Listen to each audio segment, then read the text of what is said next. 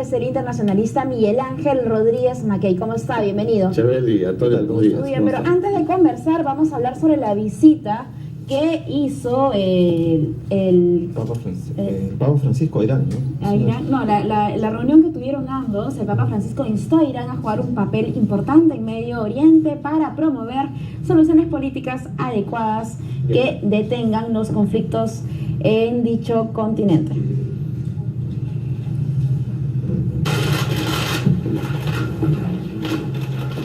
El Papa Francisco recibió en el Vaticano al presidente iraní Hassan Rouhani. Sostuvieron un encuentro privado de 40 minutos en el marco de la primera visita a Europa en 17 años de un mandatario de ese país. Según un comunicado de la Santa Sede, el pontífice instó a Irán a jugar un papel importante en Medio Oriente para promover soluciones políticas adecuadas que detengan la propagación del terrorismo y el tráfico de armas. Los dos líderes también destacaron los valores comunes espirituales y el buen estado de las relaciones bilaterales. Rouhani, clérigo chiita, es el segundo presidente de Irán que es recibido por un pontífice tras el encuentro en 1999 entre el presidente Mohammad Khatami y el Papa Juan Pablo II. Muy bien, vamos a conversar sobre esta reunión que tuvo el presidente de Irán con el Papa Francisco. Según la información que hemos encontrado, hace 16 años que un mandatario de la República Islámica no era recibido en la Santa Sede. Lo último fue en el año 99 con el Papa Juan Pablo II. ¿Qué trascendencia de este tipo de reuniones entre el Papa y alguien de la República Islámica, ¿no? Mucha trascendencia, Chaveli, como comprenderás, se trata, si lo miramos en el espacio macro, el recibimiento que tiene la Unión Europea y particularmente los países comprometidos en esta gira, que son el Estado Vaticano, Francia, Italia, ¿no es cierto?, con un país que tuvo un marco de reticencia respecto de un asunto nuclear y que le supuso en el camino sanciones que flagelaron la economía, paralizaron al país prácticamente, el cuarto productor mundial de petróleo y de gas. Entonces, en una situación de esta naturaleza, creo que el viaje del presidente de Irán es para revitalizar a un país que quiere exponenciarse internacionalmente y mostrar lo que va a significar a partir de ahora, pues un proceso distinto, distante a todo lo anterior. Pero esta posición también es una apertura del Papa,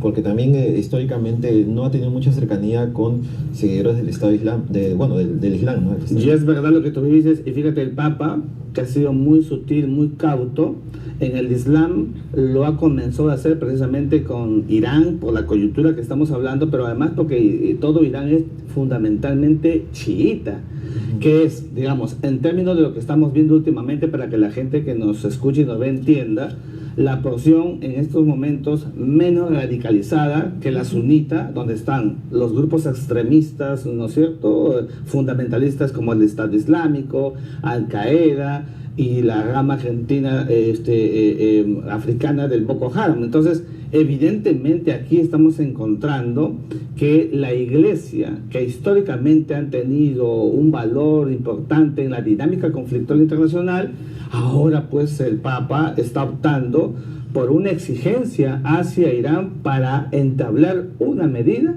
de salir del estado conflictual que no sea por las armas, sino por un mecanismo diplomático, un mecanismo de la paz. Y esto es muy importante porque a Irán, ¿qué se le ha imputado últimamente?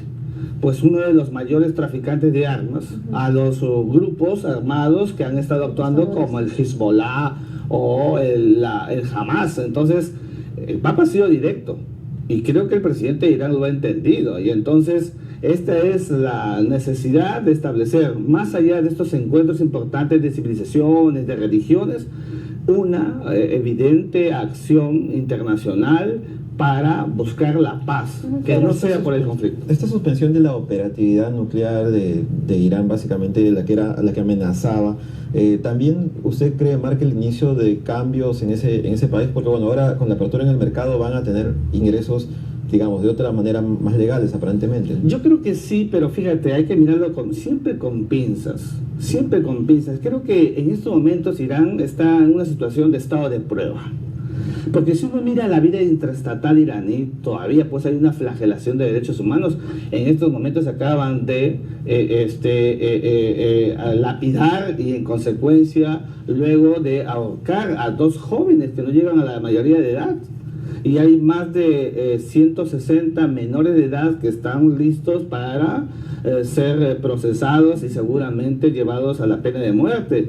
Y hay pues hacia adentro una situación bastante enquistada. Entonces tenemos a un Irán que hacia afuera se quiere mostrar como un país evidentemente que acepta las reglas llegadas con Estados Unidos y los demás países miembros del Consejo de Seguridad para promover el crecimiento, el desarrollo aletargado en estos últimos años, y de un Irán hacia adentro que todavía sigue con políticas absolutamente totalitarias y anquilosadas. Pero el hecho de que el Papa Francisco se meta en este tipo de temas políticos, ¿no lo convertiría en un blanco para precisamente grupos terroristas? Mira, el Papa Francisco, desde que asumió y fue ungido por ese cónclave como el representante de Jesús en la tierra, ya se convirtió en vulnerable. Ha recibido muchísimas amenazas, no es la primera vez que lo hace, que ha viajado al Medio Oriente y otros lugares sensibles y se ha enfrentado directamente contra el terrorismo. Y el Papa en algún momento dijo incluso: tengo la sensación de que mi pontificado va a ser corto.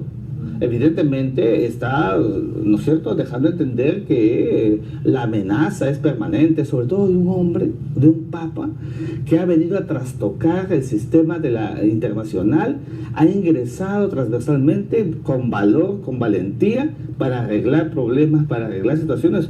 Y hemos visto lo que ha hecho en América con Cuba y Estados Unidos, lo que está haciendo en las posiciones del Medio Oriente. Entonces, creo que el Papa se convierte evidentemente en un actor visible de las relaciones internacionales, buscando evidentemente que allí donde no se quiere ingresar y donde no se quiere tocar el tema directamente, él lo hace promoviendo el concepto de la paz. ¿Ha sido una decisión propia de él o el Vaticano ya quiere meterse a ese tema? No, yo creo que el Vaticano, pero particularmente, es el estilo, la cuota que le está imponiendo el Papa Francisco a esta nueva etapa en la vida internacional de la Iglesia, que asume que más allá de ser un Estado confesional, es también un actor de las relaciones internacionales, de la política internacional, y tiene pues evidentemente con su discurso, con su moral internacional, con esa autoridad, hay mucho que decir, mucho que hacer por la sociedad, por la paz permanente. Doctor, se cumplen 2 años ya desde este fallo de la Haya, que bueno, permitió al Perú tener o ampliar el tema de su soberanía en 50.000 kilómetros a nivel marítimo. Bueno, y han pasado tiempo también para que se cumplan ciertos requisitos de parte de Chile y de parte de Perú. ¿Cómo está la situación actual? ¿Los pescadores siguen teniendo problemas a la hora de salir a la mar? ¿Hay una mayor amplitud en la zona de pesca como se esperaba? ¿Cómo analiza esta situación? Fíjate, Antonio, yo te digo, y te agradezco por la pregunta, porque aquí las cosas tenemos que decirlas de frente, directas como corresponden.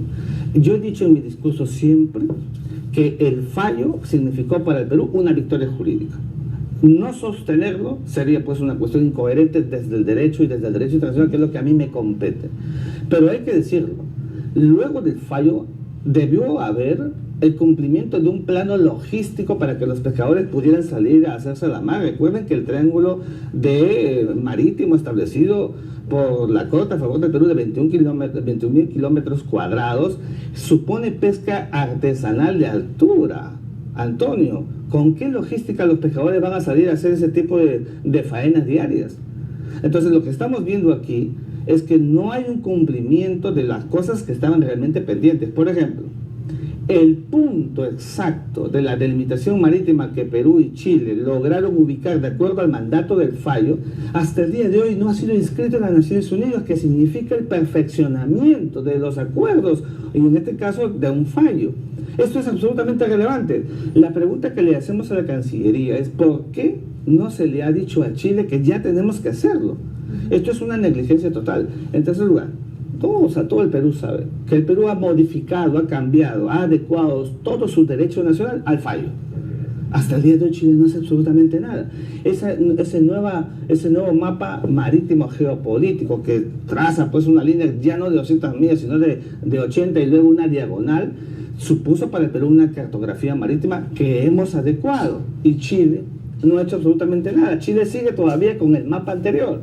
Entonces, Aquí lo que estamos viendo es que yo tengo mucho respeto por los actores visibles de todo el proceso, pero tenemos que decir la verdad. Yo estoy viendo en estos momentos en el diario La República que aparece allí los dos señores embajadores, Alan Wagner y José Luis García Belaúnde, que fueron justamente, ¿no es cierto?, el agente y el coagente del proceso judicial de la Corte Internacional de Justicia de Haya.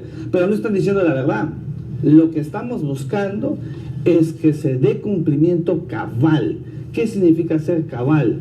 Que podamos lograr inscribir un punto y que no caigamos en la tesis chilena de ir sembrando progresivamente una controversia terrestre, que es el asunto del triángulo terrestre que no se toca, porque ese es el fin último de Chile. Y por eso está recreando ahora el asunto de la expropiación del Chinchorro, que es un terreno propiedad privada del Perú en Arica, y que está absolutamente cubierto y protegido por el Tratado de Lima de 1900. Hay una intención de dilatar esto también de parte de Chile, ¿no? Hay una intención de dilatar, las cosas a mi juicio han debido hacerse como corresponden, y esto es muy importante. Mira, yo trabajé 10 años en este tema, y yo quiero decirlo públicamente, no porque yo en estos momentos esté candidateando al Congreso de la República por Perú Posible como el número 4, significa que se vaya a tomar un tema politizado. Este es un asunto de interés nacional y debe mirarse con la objetividad y la seriedad que el asunto merece. Muy bien, muchísimas gracias por acompañarnos. Regresamos luego de la pausa, que ya llegó el candidato presidencial Daniel Urresti.